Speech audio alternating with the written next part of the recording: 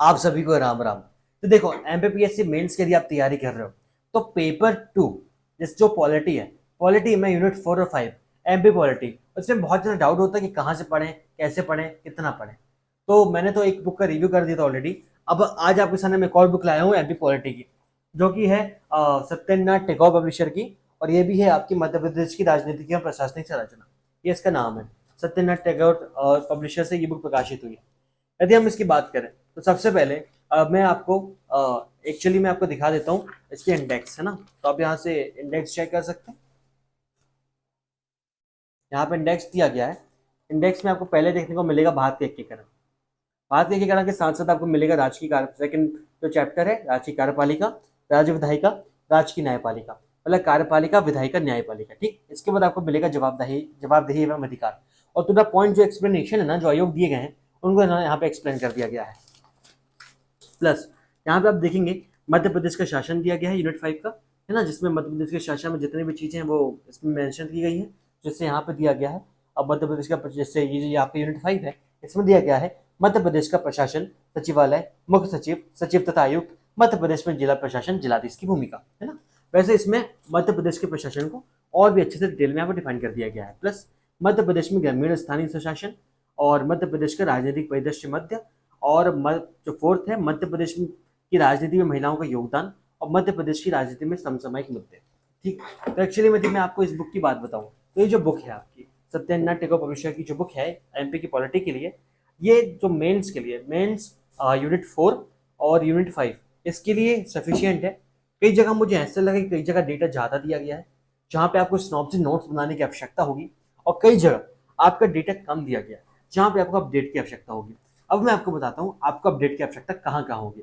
सबसे पहले ये जो यहाँ पे यूनिट 5 है, यूनिट 5 में जो समसामयिक मुद्दे हैं, जो करंट अफेयर दिए गए हैं, उसमें आपको अपडेट की आवश्यकता है। लेकिन देखो, ये जो चीजें हैं आपको तो टाइम टू टाइम अपडेट करनी पड़ेंगी। यदि ये पूरा ज्यादा मैटर भी लिख के दे देते हैं तो फ्यूचर में जो करंट अफेयर्स के जो टॉपिक हैं आपको वहां से अपडेट करने पड़ते हैं। और अभी का जो एमपीपीएससी मेंस का जो सिलेबस है, याद रखिएगा, उसमें करंट अफेयर का जो रोल है बहुत ज्यादा बढ़ गया है। तो अब आप ये सोचे कि बिना करंट अफेयर के आप एमपीपीएससी में सिलेक्शन ले सकते हैं, तो ले तो मतलब बहुत मुश्किल होगा। ठीक है, तो इसके बाद आपको बात बताता हूँ। इसमें जो मुझे सबसे अच्छी चीज क्या लगी, मुझे सबसे अच्छी चीज ये लगी कि उन्होंने जो एक्सप्लेनेशन दिया, एक्सप्लेनेशन जो उनकी भाषा है, भाषा बहुत ईजी है। इन्होंने जो भाषा का प्रयोग किया एकदम स्पष्ट भाषा है, ईजी भाषा है। और इन्होंने जो फॉर्मेट्स में दिए हैं, जैसे कि कई जगह उन्होंने फ्लोचार्ट का यूज किया है, 2 मार्क के हिसाब से उन्होंने डेफिनेशन दी है, 7 मार्क के हिसाब से डेफिनेशन दी है, 10 मार्क के हिसाब से उन्होंने मतलब क्वेश्चन को फॉर्मेट किया। अब देखो, जब आपको क्या करना पड़ेगा, इसमें कुछ जगह आपको जो मतलब चीजें हैं, चीजें आपको थोड़ी डिटेल में दी गई हैं, आपको वहां पे लगेगा कि ये जरूरत से ज्यादा है। लेकिन एक्चुअली में यदि आपको नॉलेज होगा ना, तो आपको लगेगा जरूरत से ज्यादा है, क्योंकि आपको आपको उस टॉपिक की समझ ऑलरेडी विकसित है। लेकिन यदि आपको अभी तक एमपीपीएससी की जो समझ है, मतलब जो पॉलिटी है, पॉलिटी से रिलेटेड आपको समझ नहीं है, आप बिगिनर हो, तो बिगिनर के लिए भैया ये बुक समझने के लिए बहुत अच्छी है। क्योंकि यार देखो, जब तक आप चीजों को डिटेल में नहीं समझोगे तब तक चीजें समझ में नहीं आएगी। इसको पढ़ना कैसे है, पढ़ने की मेथड कैसे है, कितने दिनों में खत्म करना है, ये भी मैं भी आपको बताने वाला हूँ। देखो भैया, सबसे पहले यदि इसको पढ़ने का तरीका बताएं तो मैंने आपको हमेशा से 3 तरीके बताए पढ़ने के। पहले बार बुक को पूरी रीडिंग मार लो। सबसे पहले आपको क्या करना है, आपको इस बुक की पूरी रीडिंग मारना है, 4 बार इसको पढ़ना है, और 5वीं बार में रिवीजन करना है। 4 बार मतलब ये एमपी पॉलिटी पढ़ने का तरीका बता रहा हूँ। एमपी पॉलिटी यदि आपको पढ़ना है तो 4 बार पहले सबसे पहले एक बुक की रीडिंग मार लो। जब सेकंड रीडिंग मारो तो सेकंड रीडिंग में क्या करो, आप रीड करो प्लस रिवीजन करो, सॉरी रीड करो प्लस अंडरस्टैंडिंग करो। पहली बार आपने रीड कर ली, दूसरी बार में रीड करो और अंडरस्टैंडिंग करो। अंडरस्टैंडिंग हमेशा आपकी 3 प्रोसेस में होती है। अंडरस्टैंडिंग आपकी हमेशा 3 प्रोसेस में होती है। जो सेकंड स्टेज बताया वो कैसे में होती है, सबसे पहले जो अंडरस्टैंडिंग प्रोसेस होगी, इसमें आपको टॉपिक उठाने पड़ेंगे। टॉपिक उठाने के बाद उस टॉपिक को पहले एक बार पढ़ना पड़ेगा, फिर नेक्स्ट टाइम में करना पड़ेगा उस टॉपिक में जो मेन टॉपिक्स है उसको आपको समझना पड़ेगा। और जो थर्ड बार है, थर्ड बार में क्या करना पड़ेगा, थर्ड बार में आपको एक बार और रीड मारना पड़ेगा। तो ऐसे आके वो टॉपिक क्लियर हो जाएगा। इस तरीके से आपको पूरी बुक पढ़ना है। इसके पेजेस आपको मैं एग्जैक्ट पेजेस बता देता हूँ, एग्जैक्ट पेजेस कितने देखो, इसमें लगभग 177 पेजेस हैं, 177 पेजेस हैं। तो इसके सिनॉप्सिस नोट्स कितने पेज में आना चाहिए, जैसे मैंने आपको बताया कि लगभग यदि आपके एक 100 पेज की बुक है तो 15 से 20 पेजेस में आपको सिनॉप्सिस नोट्स आने चाहिए। जैसे इसमें 150 पेजेस की बुक है, लगभग 25 से 30 पेजेस में इसके सिनॉप्सिस नोट्स आपके लिए रेडी हो जाना चाहिए और कुछ छूटना भी नहीं चाहिए।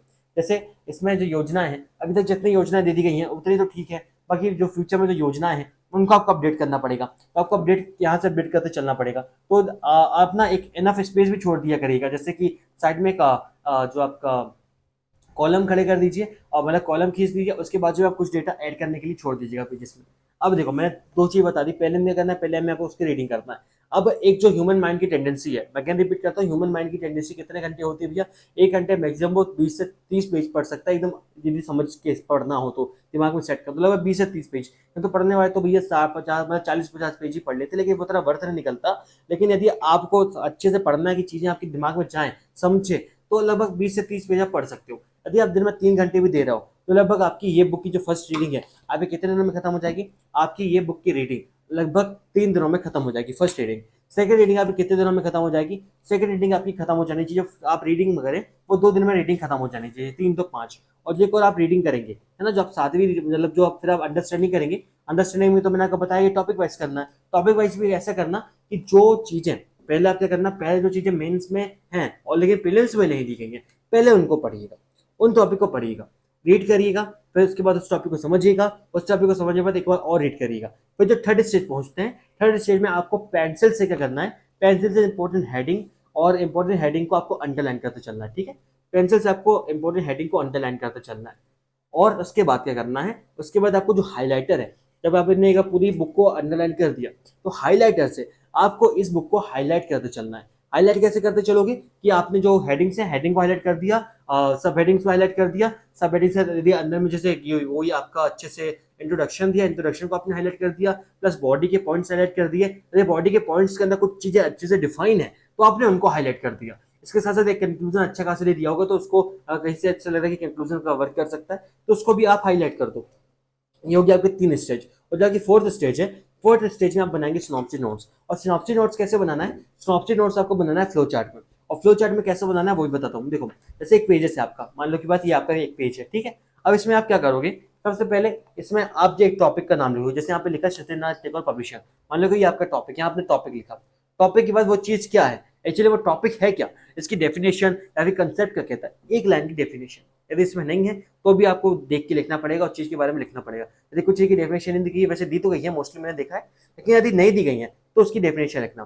फिर उसमें यदि कुछ चीजें डेटा दिया गया है तो क्या करिएगा, जैसे यहाँ पे बॉक्स बना है ना, मतलब श्लोक सेवा योग वाला, वैसे ही आपको बॉक्स बनाना है। और बॉक्स में जैसे मान के चले यदि वर्क मतलब जैसे अयोग है, अयोग्य के कार्य लिखना है, यहाँ पे एक दो अयोग्य कार्य, और ज्यादा कार्य मत लिखना है भाई, 6 से 7 कार्य लिखो, ऐसे करो।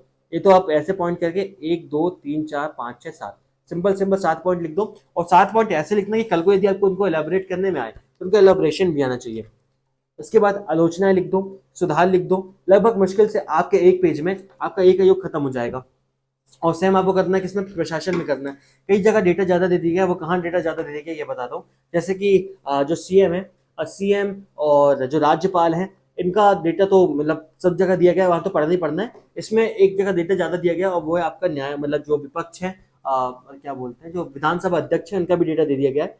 मुझे नहीं लगता कि उतना ज्यादा इंपॉर्टेंट है। बाकी ये तो आपका प्रीलिम्स के लिए इंपॉर्टेंट चीजें हैं। बाकी मुझे मतलब ऐसा सच में कम लगता है कि जो विधानसभा अध्यक्ष है उनके बारे में कुछ जानकारी पूछेगा उनसे रिलेटेड मेंस में, क्योंकि जब इतना बड़ा टॉपिक दिया है तो इतने बड़े टॉपिक को अच्छे से समझने के लिए पहले जो अदर कंसेप्चुअल टॉपिक्स भी हैं, अदर एनालिटिकल क्वेश्चंस भी हैं, और कुछ तो ऐसे ऐसे टॉपिक्स हैं जो आप सीधे सीधे अच्छे क्वेश्चन उठ के आ जाएंगे। और उन्होंने क्या किया, तो जैसे मैंने आपको बता दिया कि चौथे में आपको क्या करना है, चौथे में आपको सिनॉप्सिस नोट्स बनाते चलना है। तो फ्लो चार्ट के माध्यम से पहले मैं डेफिनेशन, फिर आपके फ्लो चार्ट के माध्यम से जितनी भी चीजें हैं, जितने भी बॉडीज हैं और टॉपिक्स और सब हेडिंग्स, उसके बाद उसके अंदर के पॉइंट्स हैं, बिल्कुल शॉर्ट में बनाते चलना है। और किनको किनको ऐड करना है कि जो आपको चीजें याद नहीं है, जो चीजें आपको ऐसा लग रहा है कि ये चीजों को आप अच्छे से मेंशन कर सकते हैं, उन चीजों को आप ऐड करते चलिएगा। बाकी चीजों को ऐड करने की आवश्यकता मुझे नहीं लग रही। लगभग मुश्किल से 20 से 25 पेज आप इसके सिनॉप्सिस नोट्स बना लीजिएगा।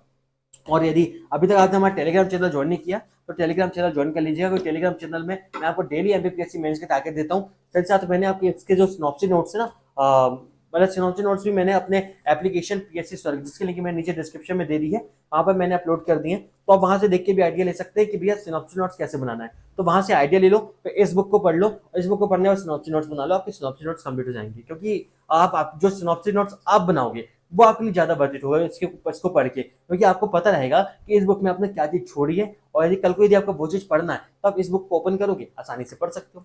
तो यदि सिनॉप्सिस नोट्स यदि आप पढ़ रहे हो ना अच्छे से, तो यकीन मानिए सिनॉप्सिस नोट्स का पढ़ने का तरीका ऐसा होना चाहिए कि आप दूसरों के सिनॉप्सिस नोट्स से आइडिया ले लो, लेकिन लास्ट में आपको खुद के सिनॉप्सिस नोट्स बनाने ही पड़ेंगे। ये बात मान के चलिए। और यदि आप खुद के सिनॉप्सी नोट्स बनाने से बचेंगे तो मुझे नहीं लगता भाई कि आप उतना अच्छा परफॉर्म कर सकेंगे। तो देखो ये जो के जो एमपी पॉलिटी है सिनॉप्सी नोट्स मैंने अपलोड कर दिए पीएससी स्वर के एप्लीकेशन में, तो वहां से आप चेक कर लीजिएगा और वहां से कैसे बनाने हैं इसको आइडिया लेके आप इसको पढ़ के सिनॉप्सी नोट्स बना लीजिएगा। 4 स्टेज होगी।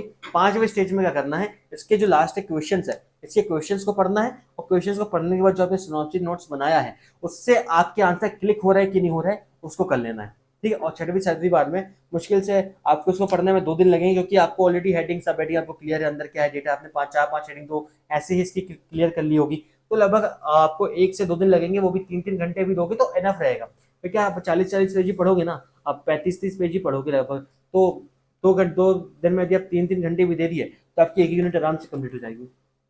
तो यदि आप इस स्ट्रेटजी को फॉलो करते हैं तो यकीन मानिए आपके लिए बहुत अच्छी बुक हो जाएगी। और जो करंट अफेयर के टॉपिक है तो करंट अफेयर की आप स्पीडी ले लीजिए, एग्जाम पीडी ले लीजिए, जो करंट अफेयर का या फिर परीक्षा नाम की भी आती रहती है या फिर जो भी जैसे कि एमपी की जो गवर्नमेंट्स है, एमपी गवर्नमेंट की जो ऑफिशियल पेजेस है, ऑफिशियल वेबसाइट्स है, उनको फॉलो कर लीजिए और जो भी योजनाएं आती जाती तो उसको आप अपडेट करते चलिएगा, क्योंकि मोस्टली इसमें योजनाएं तो दी गई हैं लेकिन मुझे लगता है कि जो योजना का जो मेन टॉपिक है वो आपका इकोनॉमिक्स में काम आएगा, वो आपका सोशियोलॉजी में काम आएगा, इनमें भी काम आएगा, इनमें भी भागीदारी मतलब पॉलिटिक्स से रिलेटेड कॉन्सेप्ट्स काम में आते हैं, लेकिन मोस्टली जितने हैं उतने इनफ है।